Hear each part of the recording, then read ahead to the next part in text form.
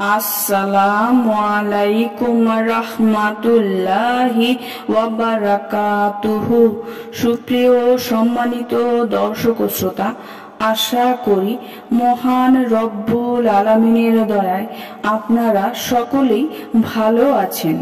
সুপ্রিয় সম্মানিত দর্শক ও শ্রোতা, আজকে হযরত বিলাল হাবশী রাদিয়াল্লাহু তাআলা আনহু থেকে একটি ঘটনা বর্ণনা করব। ঘটনাটি আশা করি শেষ পর্যন্ত শুনবেন। ঘটনার শিরোনাম হচ্ছে মুক্ত বিহঙ্গ। সাদ্দাত ইবনে আব্দুল্লাহ বলেন যে হযরত আবু উমামা হযরত ওমর ইবনে আব্বাস রাদিয়াল্লাহু এর নিকট জিজ্ঞেস করলেন, আপনি কিসের ভিত্তিতে এই দাবি করেন আপনি ইসলাম গ্রহণে পঞ্চম? তিনি বললেন, আমি অজ্ঞতার জামানায় লোকদেরকে একেবারেই পথভ্রষ্ট করে মনে করতাম, আর মূর্তি পূজার আমার নিকট কোনো মূল্য ছিল না। তারপর এক ব্যক্তি সম্পর্কে অবগত হলাম যে তিনি মক্কায় অদৃশ্যের কথা বলেন এবং নতুন নতুন কথা বলেন।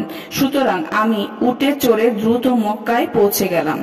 ওখানে পৌঁছে জানলাম যে রাসূল সাল্লাল্লাহু আলাইহি ওয়াসাল্লাম আত্মগোপন করে আছেন এবং তার জাতি তাকে কষ্ট দিতে সদা প্রস্তুত। তারা নবীজি সাল্লাল্লাহু আলাইহি ওয়াসাল্লামকে নির্যাতন করত নির্দয়ে নির্ভয়ে। আমি বহু হিলা বাহানা ও কৌশল অবলম্বন করে নবীজি সাল্লাল্লাহু আলাইহি ওয়াসাল্লাম পর্যন্ত পৌঁছে গেলাম। সাক্ষাৎ করে আমি জিজ্ঞেস করলাম, আপনি কে? নবীজি সাল্লাল্লাহু আলাইহি ওয়াসাল্লাম বললেন, আমি আল্লাহর নবী। আমি জিজ্ঞেস করলাম, আল্লাহর নবী কাকে বলে? নবীজি সাল্লাল্লাহু আলাইহি ওয়াসাল্লাম বললেন, যাকে আল্লাহ পাক পায়গাম দিয়ে প্রেরণ করেছেন। আমি পুনরায় জিজ্ঞেস করলাম, আল্লাহ পাক কি আপনাকে সত্যি নবী রূপে প্রেরণ করেছেন? তিনি বললেন, হ্যাঁ। আমি জিজ্ঞেস করলাম, আল্লাহ পাক আপনাকে কি পায়গাম দিয়ে প্রেরণ করেছেন? তিনি বললেন, আল্লাহ পাক আমাকে এই পায়গাম দিয়ে প্রেরণ করেছেন যে আল্লাহ এক, তার কোনো শরীক নেই।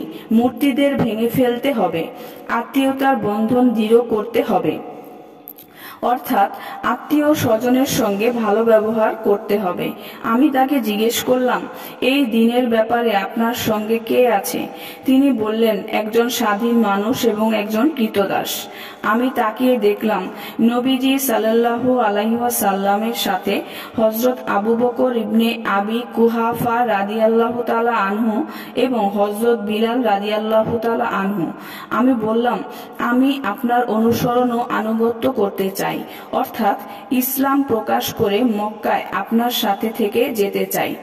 নবীজি সাল্লাল্লাহু আলাইহি ওয়াসাল্লাম বললেন, বর্তমান পরিস্থিতিতে আমার সাথে অবস্থান করা তোমার ক্ষমতার বাইরে, সুতরাং এখন আপন গৃহে ফিরে যাও। এরপর যখন শুনতে পাবে আমার বিজয় হয়েছে তখন চলে এসো।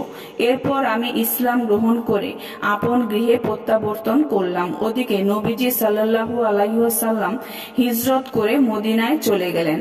আমি নবীজি সাল্লাল্লাহু আলাইহি ওয়াসাল্লামের পরিস্থিতি পর্যবেক্ষণ করতে থাকলাম। এমনকি মদিনা মুনাওয়ারা থেকে একটি কাফেলা এলে আমি তাদের জিজ্ঞেস করলাম, ওই যে মক্কি লোকটি তোমাদের নিকট এসেছে তার কি অবস্থা? তারা বলল, তার গোত্রীয় লোকেরা তাকে কতল করতে চেয়েছে কিন্তু সক্ষম হয়নি। আল্লাহর মদত ও সাহায্য তাদের মাঝে প্রতিবন্ধক হয়ে গেছে, আর আমরা তাকে এমন অবস্থায় রেখে এসেছি যে সকল লোক তার প্রতি ঝুঁকে পড়েছে। তারপর আমি নিজ উটের উপর আরোহণ করে মদিনা মুনাওয়ারার পৌঁছে বললাম, ইয়া রাসূলুল্লাহ, আল্লাহ পাক যা কিছু আপনাকে শিক্ষা দিয়েছেন আর আমি যা জানি না তার থেকে কিছু আমাকে শিক্ষা দিন। সুপ্রিয় সম্মানিত দর্শক ও শ্রোতা, আজকের ঘটনাটি এই পর্যন্তই। ঘটনাটি যদি ভালো লেগে থাকে অবশ্যই চ্যানেলটি সাবস্ক্রাইব করবেন, লাইক করবেন, কমেন্ট করবেন এবং বেশি বেশি শেয়ার করে দিবেন। সবাই ভালো থাকবেন। আল্লাহ হাফেজ।